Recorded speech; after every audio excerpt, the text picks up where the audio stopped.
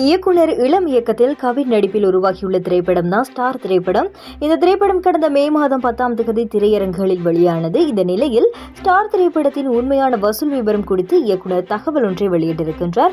அதன்படி சமீபத்தில் நிகழ்ச்சி ஒன்றில் கலந்து கொண்ட இயக்குனர் இளன், ஸ்டார் திரைப்படம் 12 கோடி பட்ஜெட்டில் உருவாக்கப்பட்டது, ஆனால் 26 கோடி வசூல் செய்துள்ளது.